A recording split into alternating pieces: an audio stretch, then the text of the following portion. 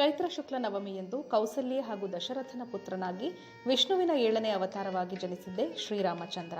ಈ ದಿನವೇ ನಾವು ರಾಮನವಮಿಯಾಗಿ ಆಚರಿಸುತ್ತೇವೆ. ಬೇಸಿಗೆಯಲ್ಲಿ ಬರುವ ಈ ಹಬ್ಬಕ್ಕೆ ಪಾನಕ ಕೋಸಂಬರಿಗಳೇ ವಿಶೇಷ.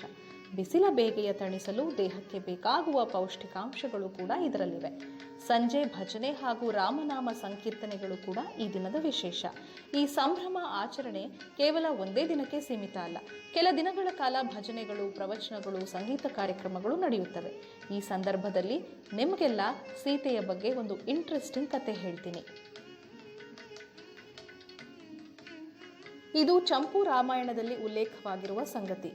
ರಾಮ ಸೀತೆಗಾಗಿ ವಿರಹ ವೇದನೆ ಪಡುತ್ತಿದ್ದ ಸಂದರ್ಭದಲ್ಲಿ ಆಕೆಯ ಹುಡುಕಾಟಕ್ಕೆ ಬಹಳಷ್ಟು ಕಷ್ಟ ಅನುಭವಿಸುತ್ತಿದ್ದಾಗ ಶ್ರೀರಾಮನ ಪರಮ ಭಕ್ತ ಹನುಮಂತ ರಾಮ ಯಾಕೆ ಕೇವಲ ಒಂದು ಹೆಣ್ಣಿಗಾಗಿ ಇಷ್ಟು ವೇದನೆ ಅನುಭವಿಸುತ್ತಿದ್ದಾನೆ ಅಂತ ಅಂದ್ಕೊಂಡೆ ಸೀತೆಯನ್ನ ಹುಡುಕೋಕೆ ಲಂಕೆಗೆ ಹಾರಿದ.